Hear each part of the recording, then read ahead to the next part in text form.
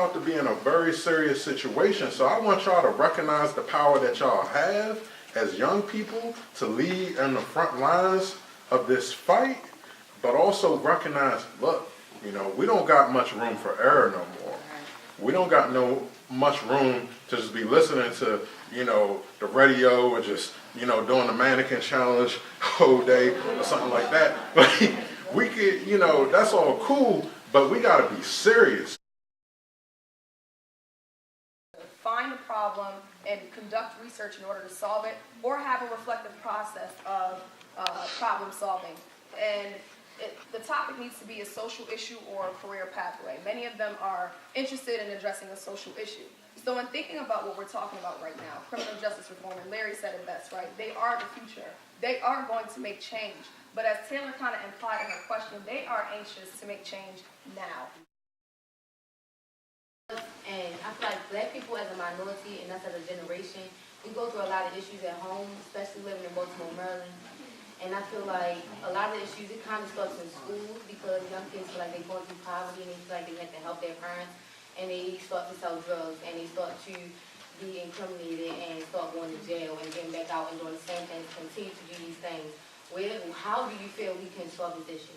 How much it unravels is up to us. Because we put it in place. We're the ones who helped make the progress in the first place with literally blood and tears. And so what happens over the next 4 years isn't up to them, it's up to us.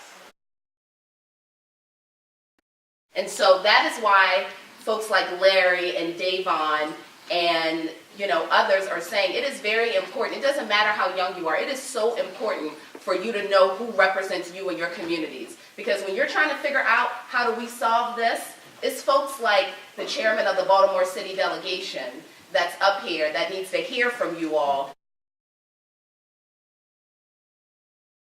I want those children to understand that it doesn't matter that I'm Dr. Martin, whatever that means.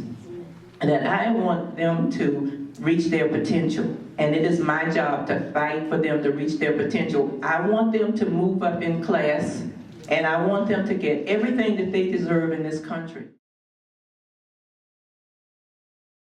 And I want you all to continue to dream and dream big, because I did not let my circumstance dictate my future. That's right. Yes, sir. Let me say it again. I did not let my circumstance dictate my future. And see, I understand all of you all may have some of the similar backgrounds that I do. So my story today is, do not let your circumstance dictate where you want to be in life.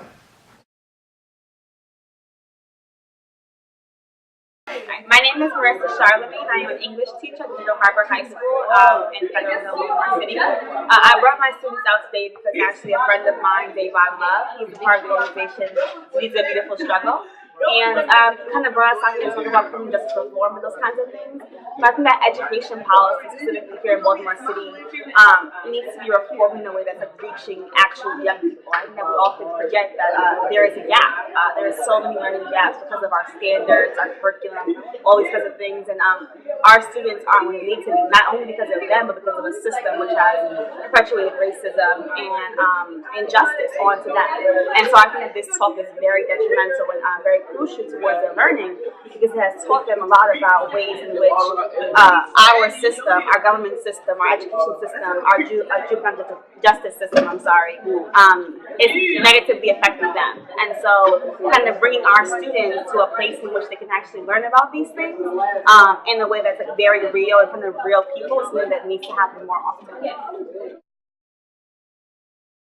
Go strong, go bold, don't be weak. Go hard in the paint for our communities.